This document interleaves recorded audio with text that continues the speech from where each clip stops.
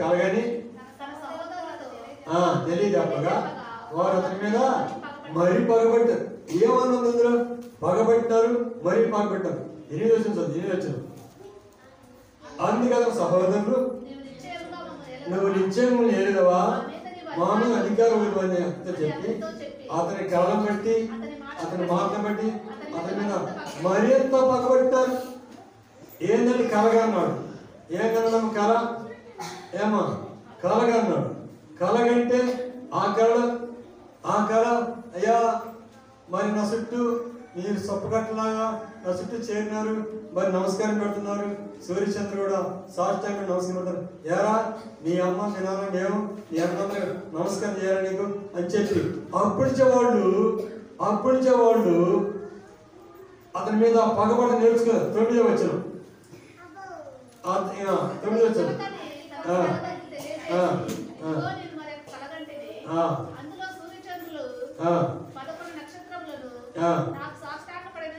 నాకు సాష్టాంగపడి చెప్పాను. అతడు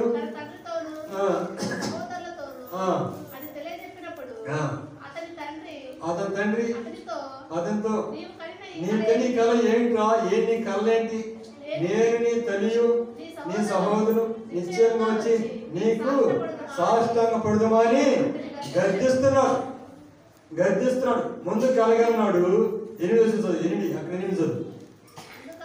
అందుకతని సహోదరులు, నువ్వు నిశ్చయంగా మమ్మల్ని ఏదవా? 7 చదువు.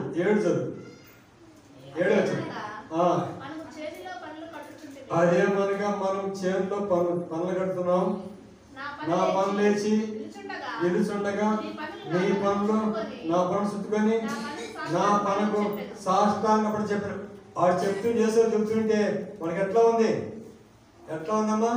హృదయం ఎట్లా ఉంది? ఏమ్మా రమ్య మట్ల పడుతుంది. ఏంది నేను మాట్లాడేది? ఏం చెబుతున్నాడా? మనం సాష్టాంగ పడతామంట. మనమే కాదు, అమ్మా నాన్న అంటారు సాష్టాంగ పడతా ఉంటారు. ఏంటనే ఉద్దేశం? అయితే అసూయపడ్డారు. జరిగిందా? నెరవేర్చబడిందా? సాష్టాంగ పడ్డారా? ఎప్పుడు పడ్డారు? ఎక్కడ పడ్డారు? ఐగుప్తు దేశంలో కరువు వస్తే ఆడకు పోయి ఐగుప్తుని వెళ్తున్నాడు. ఎవరైనా యేసు ఫరో తర్వాత ప్రధానమంత్రిగా ఉండి అధికారి నుండి వెళ్తుంటే అక్కడ పోయినారు. ఎవరు? వీళ్ళంతా ఎందుకు పోయినారు? కరువు వచ్చింది, తినడానికి లేదు. కరువు తీసుకొచ్చినాడు దేవుడు. అయితే ఈ కరువు వల్ల ఐగుప్తు పోతే ఐగుప్తులో సింహాసనం కూర్చొని ఏర్పాటు చేస్తున్నాడు. ఎవరైనా యేసు. ఇక్కడ అసూయపడ్డారు, ఇక్కడ తిట్టినారు, ఎగబడ్డారు, కోపపడ్డారు, ద్వేషించినారు, అసూయపడ్డారు. అయితే ఐగుప్తు పోయిన తర్వాత ఏమైనాడు? సాగిలపడ్డారు. ఐగుప్తు పోయిన తర్వాత సాగిలపడ్డారు. సులువుగా చిక్కులు పెట్టే పాపంలో పడిపోకూడదు. లోకంలో ఉన్నాం మనము. మన నడక, పడక, మాట, ఉద్దేశము, చూపు చాలా జాగ్రత్త. సంవత్సరం అంతా చాలా జాగ్రత్త. సమాధానకర్త దేవుడే. ఆయనే అన్ని కాపాడు. ఆత్మదేవ ప్రాణాన్ని జీవము పోసి అన్ని కాపాడి భద్రపరచని ప్రభు కోరుతున్నాడు. అంటే సాతాను ఎంత కుయుక్తిగా ఎంతగా మోసం జరుగుతున్నాడో ఆ వాక్యం బట్టి మనకు అర్థమవుతుంది. సామెతల గ్రంథము 16:18. సామెతలు 16:18 చదువు. 16:18.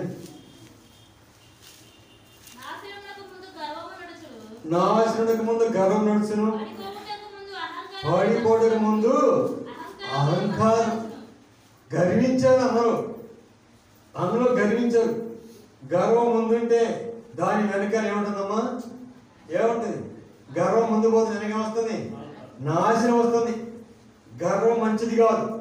అహంభావం అంటే ఏమమ్మా? ఏ అహంభావం అంటే ఏమొచ్చింది? పతనం వస్తుంది. అహంభావంతో పొదనుకో ఎనమాలో బయలుదేరింది. ఏంటది? పతనం. పడగొడటానికి, పతనం చేయడానికి, మరి పాడు చేయడానికి, నాశనం చేయడానికి. ఏంటంటే అహంభావంతో పోతున్నాడు. అహంభావంతో పోతుంది. వెంటనే బయలుదేరింది నాశనము. అంతేకాదు పతనం బయలుదేరింది. గర్వంతో పోతున్నాడు. గర్వంతో పోతుంది. దాని వెనకాల వస్తుంది ఏంటంటే నాశనం. అందుకనే ప్రభు చెప్తున్నాడు, నాశనకు ముందు గర్వం నడుచును, పడిపోవడానికి ముందు అహంకారమైన మనస్సు నడుచును. చాలా జాగ్రత్తగా బిడ్డ, చాలా జాగ్రత్తగా మనం లోకంలో ఉన్నాం. రక్షించబడిన ప్రజలుగా, రక్షించబడిన బిడ్డలుగా మనము సులువుగా చిక్కులు పెట్టి పాపం నుండి విడిపించబడాలి. సామెతలు 6:25, 6:25, సామెతలు 6:25 చదువు. 6:25, సామెతలు 6:25. దాని చక్కదనమునందు నీ హృదయంలో ఆశపడకము, అది తన కనురెప్పలను చిలికించి నిన్ను లోపరుచుకొని నీయకము. దాని చక్కదనమునందు నీ హృదయంలో ఆశపడకము. లోకములో ఆశ, పేరాశ, మనసు చూడగలే అందాన్ని బట్టి, చక్కదనం బట్టి ఏదో రీతిగా మరి మనసు చలించిపోతుంది. మనసు మార్పు చల్లవచ్చుంది. ఎందుకంటే లోకంలో ఉన్నాం. అందమంది కనబడితే చాలా భయంకరము.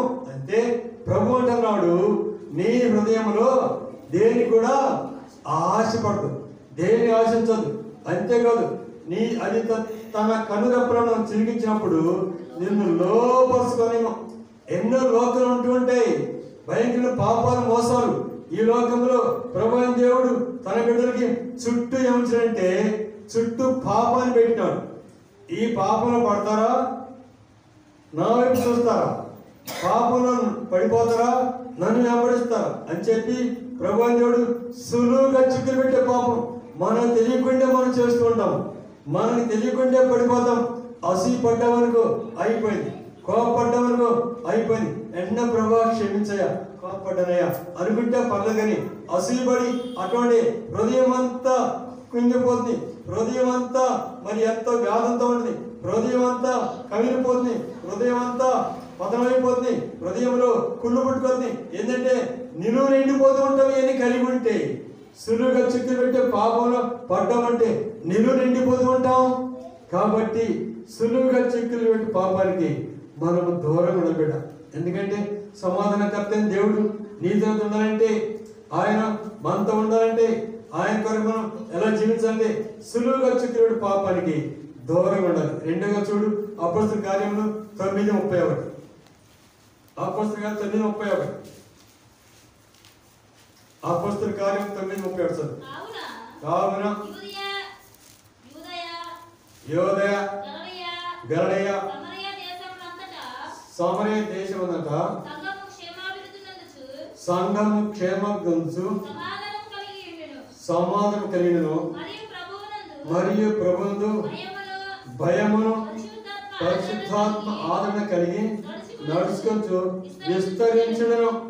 సంఘం విస్తరించబడే కొంది, సమాధానం విస్తరించబడే కొంది ప్రభు భయం కలిగి ఉండాలి. రెండోదిగా అన్నీ ఉంటాయి, దేవుని భయం ఉండదు, భక్తి ఉండదు, కావాల్సిన భక్తి ఉండదు. వేషధారణ భక్తి, నటించే భక్తి ఎంతో ఉంటుంది. కానీ అయితే మనిషికి భయం ఉండాలి. దేవుని విశ్వాసులకి, దేవుని ప్రజలకి భయం అనేది చాలా అవసరము.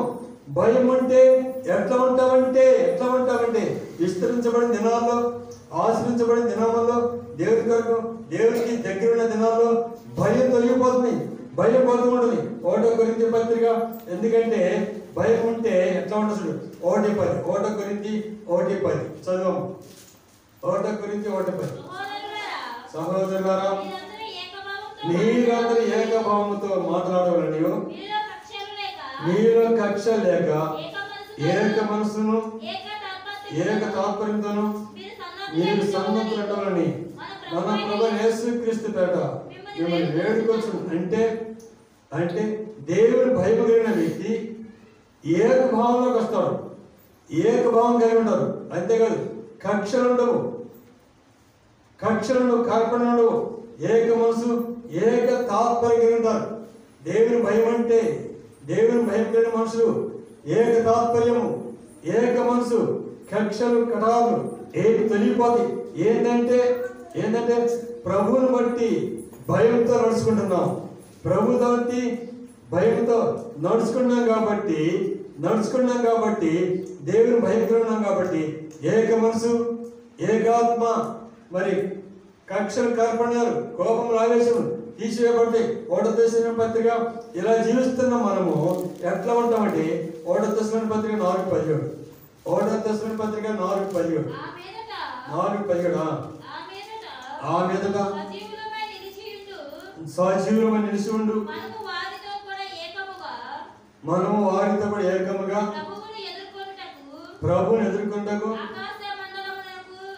ఆకాశ మండలమునకు మేఘం మీద కొనిపోకూడదు. బాగా